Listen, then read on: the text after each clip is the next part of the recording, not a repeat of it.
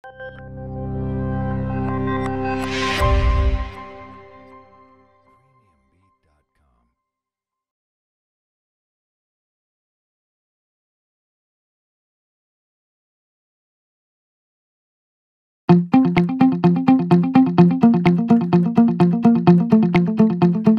avons le grand plaisir d'accueillir aujourd'hui le porte-parole de l'entreprise en France, celui qui affirme qu'on peut créer 2 millions d'emplois en faisant de bonnes réformes, Pierre Gattaz. Les députés, les ministres, les partenaires sociaux ne veulent pas créer d'emplois. On ne veut pas créer d'emplois en France, c'est clair. Ils ne nous feraient pas la suppression des voies sur berge, s'ils voulaient créer de l'emploi. Ils ne nous feraient pas la mise en place du prélèvement à la source. Ils ne nous auraient pas fait l'horrible dispositif pénibilité. Si on voulait créer de l'emploi en France, on comprendrait que l'entreprise est l'endroit magique. C'est l'endroit de la création de richesse, de l'emploi, de l'intégration des jeunes, de l'intégration des minorités. Et mon combat en prenant l'emploi, c'est ça. Sans croissance, on peut créer 1 million en déverrouillant le marché du travail. Le travail du dimanche, le travail après 21 h, la fiscalité sur le service à la personne. 50 000 apprentis par an, ce serait possible de le faire. Donc vous avez des verrous effrayants, le plafonnement des prud'hommes, le problème des seuils sociaux 9 et 49, énorme.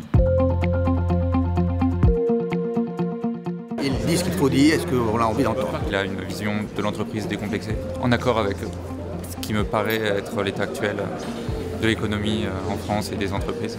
Il faut vraiment transformer notre dialogue social. Aujourd'hui, en France, qui est un dialogue social national très politique, technocratique, bureaucratique. On a un dialogue social de terrain, de construction, de pragmatisme. Pour ça, je pense qu'il faut tenter de partager 2 choses avec les partenaires sociaux. Un, de nouveau une vision à 2020-2025 du pays.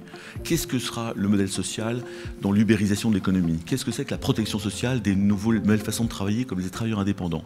Quelles sont les formations qu'il va falloir qu'on mette en œuvre? Pourquoi l'apprentissage en France ne marche pas? J'aimerais parler de tout ça avec les partenaires sociaux. J'ai énormément apprécié le discours hyper rafraîchissant de Pierre Gattaz. Je crois que simplement, on dit souvent que c'est quelqu'un qui n'est pas bon en politique. Au contraire, pour moi, c'est les nouveaux hommes politiques. On dit simplement les choses comme elles sont. Donc vous êtes aujourd'hui dans un monde qui bouge, d'adaptation, d'agilité, et qui représente des opportunités formidables pour la France. La mondialisation, c'est une opportunité extraordinaire pour la France. L'Afrique qui va se réveiller, 1 milliard d'individus aujourd'hui, 2,5 milliards en 2050, c'est formidable pour la France.